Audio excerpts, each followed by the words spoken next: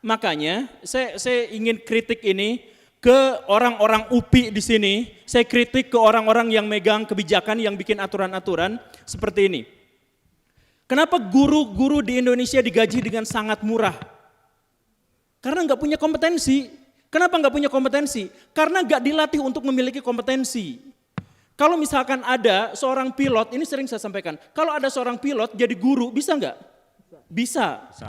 Bisa nggak guru jadi pilot? Tidak. Nggak bisa, karena apa? Karena pilot memiliki kompetensi, guru tidak. Kalau misalkan ada dokter jadi guru, bisakah? Bisa. Bisa. Guru disuruh jadi dokter, gak akan ada yang mau. Kenapa? Karena guru tidak memiliki kompetensi. Kenapa guru tidak memiliki kompetensi? Karena Universitas Pendidikan Indonesia tidak pernah menekankan kompetensinya apa. Kompetensi guru itu, contoh lah, di sekolah dasar, guru yang sudah berusia 40 tahun, 50 tahun, atau 30 tahun. Ya. Sehingga dia artinya bisa memasuki logika anak pada logika dewasa. Ya, contoh artinya begini, sepertinya seorang guru itu sanggup memahami bahasa anak. Bagaimana cara meminta anak, bagaimana cara mengobrol dengan anak, berinteraksi dengan anak, berkomunikasi dengan anak. Nah, itu adalah satu kompetensi dan saya yakin tidak semua orang mempunyai kemampuan seperti itu, kan? Boleh jadi seorang misalnya profesional terampil dalam hal itu, tapi sanggup gak mengkomunikasikan terhadap anak. Nah, itulah kompetensi guru itu adalah sanggup membawa logika, menyelam ke logika usia anak-anak. Itulah kompetensi yang sebenarnya. Nah, berbicara kompetensi di sekolah, di SD, SMP, SMA, itu guru itu sudah berbicara kompetensinya kesesuaian. Karena apa? Guru itu menjalankan aturan, menjalankan kurikulum, juklak, juknis, silabus dari orang-orang di atasnya. Apakah yang disebut kompetensi guru SD ngajari nuklir tentang membuat bom, apa itu bisa disebut kompetensi? Enggak juga. Apa kompetensi guru SD bisa mengajarkan cara bikin anak bikin kereta, bikin kendaraan? Nah, itu overlapping, bukan kompetensi namanya. Jadi kompetensi itu guru di ngajar itu sesuai dengan aturan, sesuai dengan kurikulum yang sudah dicanangkan, yang sudah digambarkan, ada di sana, yang sudah disilabuskan. Capaian kompetensinya. Capaian kompetensinya apa? Batasannya ada, ya? Dan itu pun kurikulum dan lain-lain, sarana prasarana itu hasil karya para profesor, Hasil riset ya. hasil riset, hasil penelitian, hasil kajian para ahli-ahli pendidikan. Nah, diterapkan di SD. Nah, guru SD itu menjalankan itu, guru SD, SMP, SMA menjalankan itu. Nah, itu kompetensi guru. Itu kompetensi guru itu di sana, menjalankan perintah kurikulum Sesuai amanat. sesuai dengan amanat undang-undang, sesuai dengan yang dipedomankan atau yang diuji cobakan, yang dipraktikkan, yang dipraktikumkan oleh para profesor, para ahli-ahli pendidikan, kan? Jadi salah besar ini bicara guru nggak punya kompetensi sekarang. Salah besar. Bahaya ya ini ya. Salah besar, guru tidak ada kompetensi, tidak punya kompetensi, kan?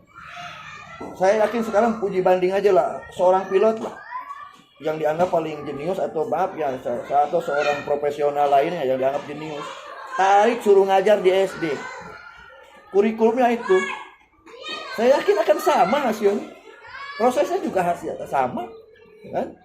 Dari cara KBM, cara pengelolaan kelas akan sama. Karena memang itu yang dibutuhkan. Karena yang dibutuhkan untuk standar hariannya seperti itu. Mau profesor segede apapun, kan, tetap. Karena dia tidak bisa overlapping mengajarkan keprofesoran di tingkat yang sesuai dengan daya serap. Itulah yang dimaksud kompetensi itu sesuai dengan porsinya. Itulah kompetensi, kan? Ya, artinya Artinya kan ini berbicara kompetensi, berbicara keahlian, berbicara hal yang dipelajarinya, Ya. kan? Kemudian seorang pilot, misalnya kan, ataupun seorang profesional, itu kan dalam bidangnya. Bisa saja pilot, bisa ada yang bisa menjadi guru, kan? Tapi dalam catatan, gitu kan, kemampuan mengajar guru itu misalnya 30 tahun, 40 tahun, apa seorang pilot mampu mengajar di sekolah selama 30 tahun, itulah kemampuan guru, bertahan mengajar selama bertahun-tahun, kan? Kalau hanya sekilas bisa saja, kan? Jangankan seorang pilot, seorang garong sekalipun bisa berlaga jadi guru baik-baik. Hanya di sini berbicara kemampuannya, bukan berbicara kemampuan cara mengajarnya, bukan. Cuma bertahan nggak, sanggup nggak, kan? Diam di sekolah selama berpuluh-puluh tahun, menghadapi murid dan lain-lain. Manusiawi. Gaji yang bisa dikatakan tidak maksimal menurut penilaian orang, kan? Kalau menurut pengukuran guru sendiri dianggap sejahtera, karena ukurannya guru nggak neko-neko, kan? Kurang hebat apa, gitu kan? Nah, kemampuan guru ini bukan hanya bidang masalah penerapan bidang studi, pendidikan, keilmuan, bukan. Tapi membuat satu keterampilan sosial di sekolahnya, itu perlunya gaya guru, kan? Jadi bagaimana cara anak bersosialisasi dengan anak lain, itu yang sebenarnya fungsi guru. Kalau mempelajari matematika dan itu ada jamnya, kan? Tapi kemampuan guru ketika ada anak di luar, di jalan, kan, nyebrang sembarangan, dia tetap peduli, kan? Dan kadang-kadang kelebihannya tidak perlu itu muridnya atau bukan, asal ada anak sekelas muridnya, sebaya muridnya, itu akan peduli. Nah, itulah kompetensi guru, ya. Itu kompetensi guru, kan? Yang tidak mungkin dilakukan pilot gitu. Nah, kalau dibandingkan dengan pilot bisa ngajar, bisa. Bisa. Hanya untuk 1 jam, 2 jam, sehari 2 hari, kan? Apakah dia sanggup duduk selama 30 tahun di bangku sekolah dengan suasana anak yang seukuran itu? Kalau guru SD, kalau saya anak yang ukuran SD, itulah kemampuannya, kompetensinya di sana.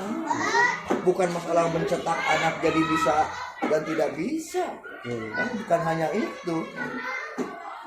Tapi kompetensinya kemampuan bertahan duduk di bangku, kan? Yang sama di dengan bangku murid selama 30 tahun, selama 20 tahun, selama 10 tahun. Presiden bisa ngajar, menteri bisa ngajar. Kalau hanya semenit 2 menit. Kalau hanya 1 jam, 2 jam, semenit, 2 menit, sanggup. Nah itu penghargaannya, kesanggupannya itu, ya, untuk mendedikasikan pada pendidikan dalam kondisi tahunan.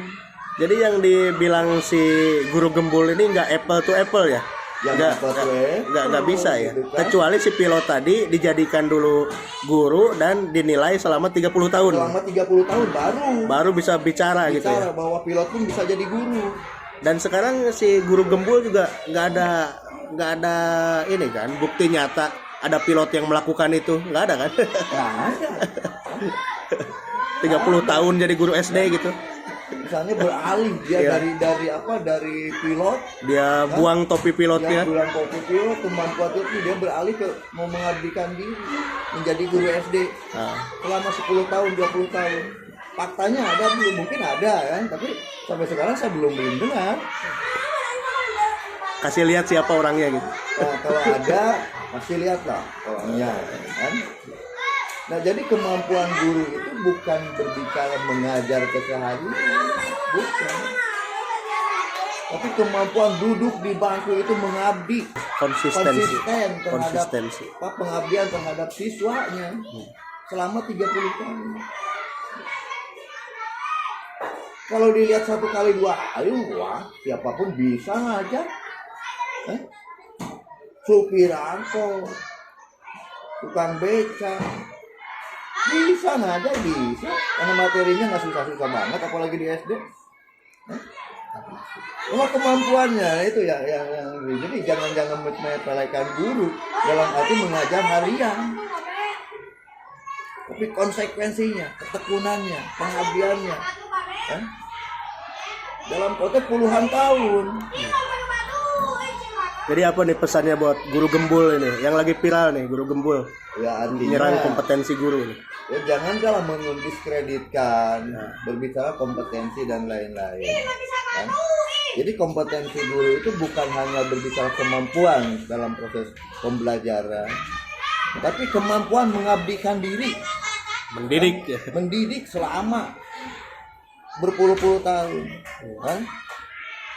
Nah kemudian karena di sini mengatasnamakan guru, berarti dari guru sejak zaman Majapahit barangkali. Berarti ini bahaya ini ya. Itu kan bahaya sekali. Bahaya ya. Guru sejak zaman kerajaan Majapahit, guru yang jalan kaki tanpa digaji, tanpa apa pengabdian. Kemudian guru-guru contoh di guru-guru di pesantren, dia rela tidak mencari mata pencaharian lain keluar kota karena dia punya anak didik. Ini bahaya sebetulnya ya statement ini ya. Statement Sangat bahaya ya. Bukan merugikan sih enggak gitu kan, hanya naif aja. Ya artinya itu bisa sedikit mendiskreditkan terhadap guru, gitu kan? Ya jangan dilihat guru yang baru setahun 2 tahun lah, kan? Coba lihatnya guru yang udah puluhan tahun. Dan saya ada bukti 40 tahun jadi guru, mendidik anak, melatih anak, mendidik anak secara moral, secara akhlak, dan tidak mendapat gaji sama sekali. Gajinya kadang-kadang hanya 1 tahun sekali ketika ada kenaikan kelas, itu pun kalau ada lebih. Ada, sampai sekarang ada. Ada orangnya Pak. Ada orang. Kan? Ya berarti di sini notabene bukan guru pegawai negeri, guru-guru madrasah, kan? Contoh guru-guru pesantren. Ada yang tanpa mempedulikan profit, dia mengabdi. Nah kemudian guru-guru padepokan dan lain-lain. Ini sejadi kembali dari zaman Majapahit barangkali sebelumnya. Nah, orang ngajar kadang-kadang biaya sendiri. Jadi guru biaya sendiri, bukan belajar yang biaya sendiri. Jadi guru dia harus bawa papan tulis, harus bawa bekal, harus bawa peralatan demi siswanya. Nah di sini jadi yang dimaksud seorang guru gembul itu guru yang mana? Ya makanya saya tidak sekali bahwa guru itu tidak berkompeten. Boleh jadilah cara mengajar tidak berkompeten, kan? Tapi cara mengabdian, mendidik, duduk bertahun-tahun demi moral anak didik.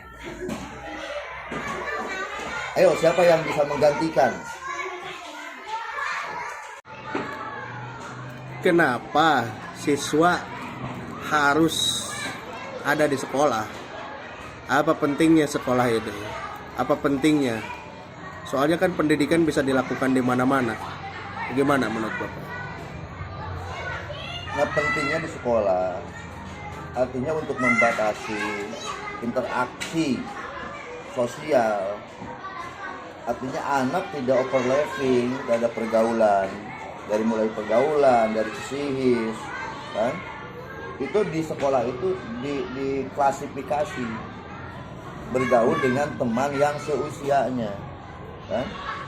Karena gini, kalau di lingkungan anak misalnya tidak ada sekolah sama sekali, anak dibiarkan dalam lingkungan, anak usia 7 tahun gaul dengan usia 18 tahun, gaul dengan usia 20 tahun, itu setidaknya kadang-kadang anak itu menjadi melompat berpikirnya, kan?